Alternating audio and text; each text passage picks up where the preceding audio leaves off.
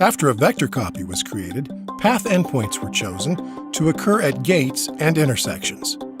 Markers were placed at each gate with IDs to match the gate name. Paths were created between all connected gates and given an ID based on the to and from gate names. From the car type column, we extracted ownership of vehicles and axle count and assigned 2 new columns to track it. A new gate type column was extracted from the gate names. Timestamps were used to calculate the travel time to each gate. The distances traveled were estimated using the shortest paths, and a new column captured the travel speed. Data was aggregated to a single observation per vehicle, and the travel path to a single column. The arrival and departure times and the duration of time spent were extracted out. Gates were identified as arrival or departure, with a column added to count the number of gates passed. If the vehicle had visited a campsite or re-entered the park after leaving, flags were added to the row. To draw a directed and undirected network, columns for from gate and to gate were created.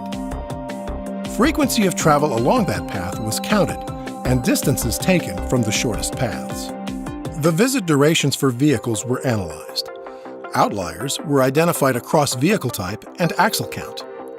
We looked for the most and least common paths and for hubs within the road network. Campsite usage and travel speed through the park and roadways were examined for anomalies.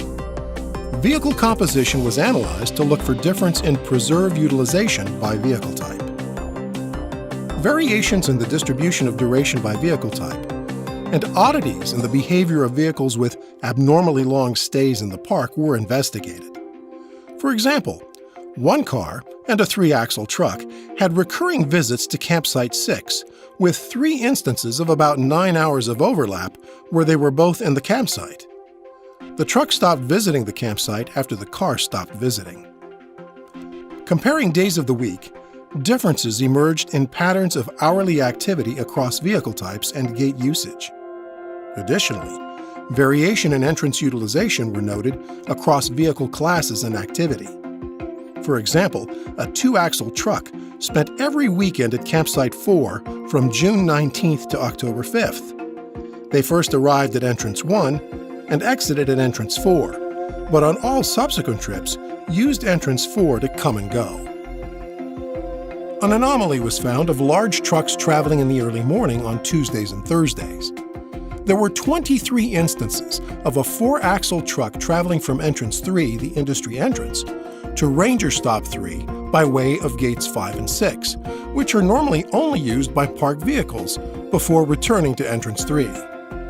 This route was taken by a single truck at a time and occurred between 2 a.m. and 5 a.m., during which time the parked vehicles are the least active.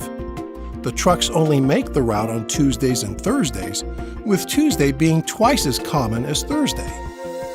The early morning truck traffic through Ranger Gates, when no Rangers are active, is suspicious behavior, possibly to hide waste dumping or other activities detrimental to the preserve.